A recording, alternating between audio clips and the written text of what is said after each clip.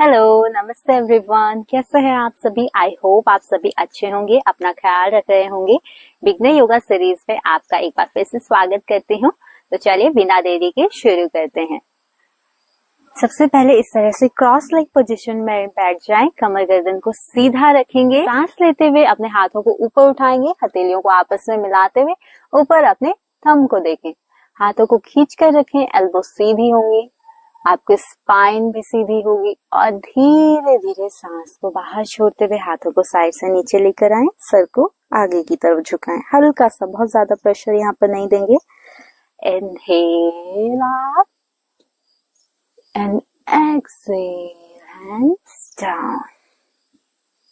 कम से कम 10 से 15 बार अपने हाथों को इसी तरह से ऊपर लेके जाएंगे और सांस छोड़ते हुए नीचे लेकर आएंगे। लास्ट में कुछ देर के लिए हाथों को ऊपर मिलाकर रखें और होल्ड करें। कम से कम 10 से 15 सेकंड यहाँ पर होल्ड करने के बाद हाथों को वापस नीचे ले आएंगे। इसके बाद अपने स्पाइन को ट्विस्ट करेंगे।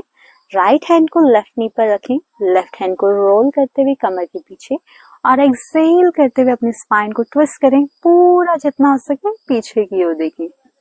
कुछ देर यहाँ पर होल्ड करने के बाद फिर धीरे से सांस लेते हुए वापस आएंगे और साइड को चेंज करेंगे।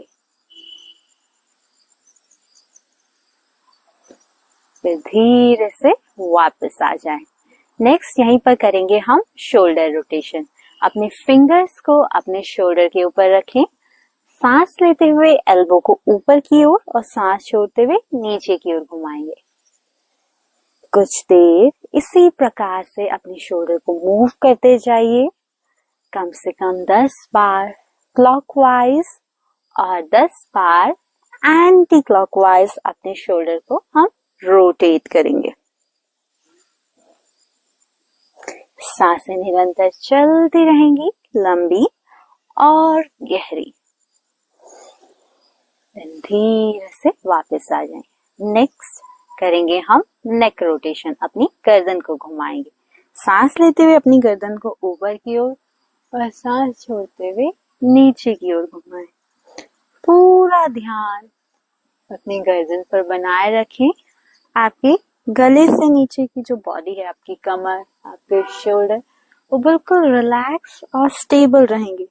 सिर्फ और सिर्फ यहाँ पर आपका हेड, आपकी नेक मूव होगी। अगर आपको सर्वाइकल का दर्द रहता है या फिर अपर बैक में पेन रहता है तो शोल्डर रोटेशन, नेक रोटेशन आपके दर्द को दूर करने में हेल्प करेंगे।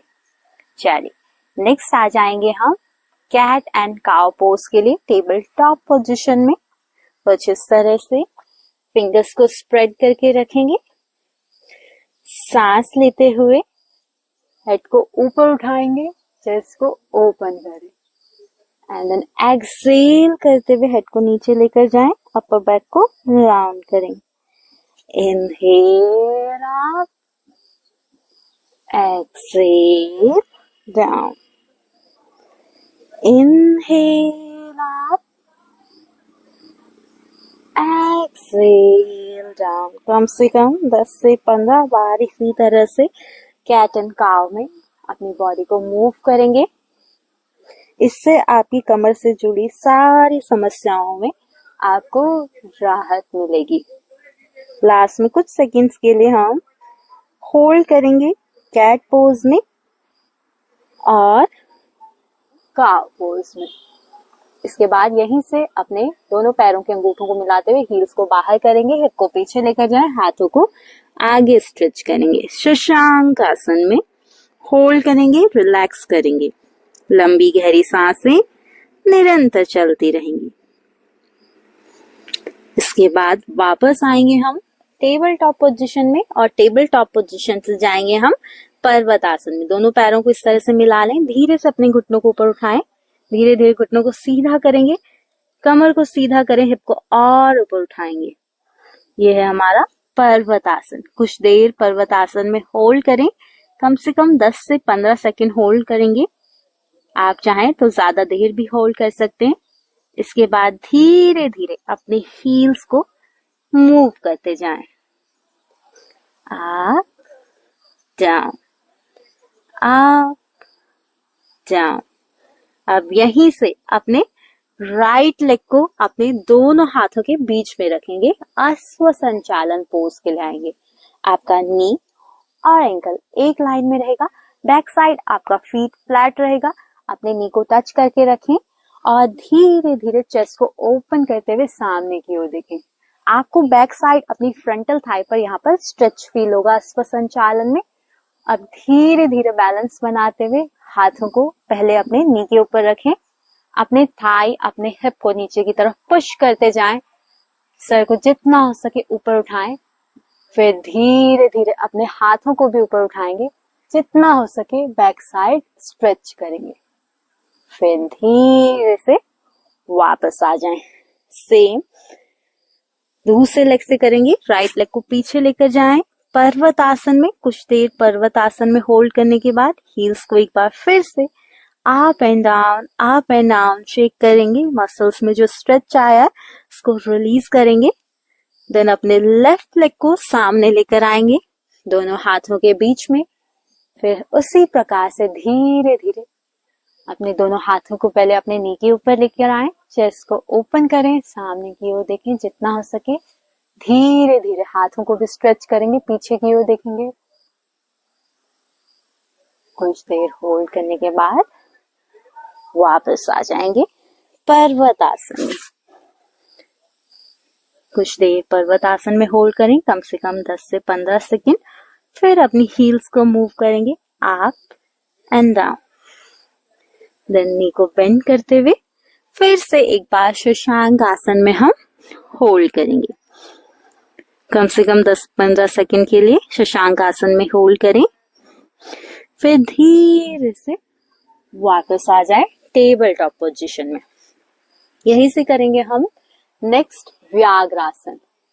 सांस लेते हुए अपने राइट लेग को ऊपर उठाएं जितना हो सके और अपने लेफ्ट हैंड से अपने एंकल को ग्रैब करते हुए अपने लेग और अपने शोल्डर को स्ट्रेच करें, सामने की ओर देखें, वेट को इक्वल रखें अपने फ्रंट हैंड पे जो आपका राइट हैंड है और लेफ्ट लेग है, सामने की ओर देखें। कुछ देर होल्ड करने के बाद धीरे से पैर को नीचे लेकर आएंगे और फिर अपना लेग चेंज करेंगे। लेफ्ट लेग को सांस लेते हुए ऊपर उठाएं, राइट हैंड से अपने एंकल को ग्रैब करेंगे और पैर को स्ट्रेच करेंगे, जितना ऊपर उठा सकते हैं, बहुत ज्यादा प्रेशर यहाँ पर नहीं डालना है।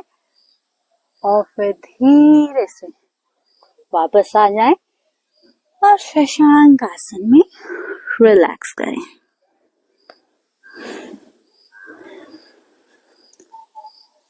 धीरे से ऊपर उठेंगे, बैठ जाएंगे क्रॉस लेग पोजीशन सुखासन में।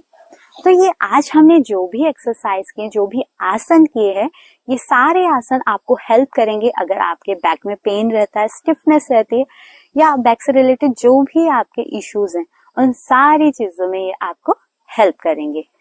आई होप आपको ये वीडियो अच्छा लगा हो। मिलते हैं अगली वीडियो में, तब तक अपना ख्याल रखिए। धन्यवाद।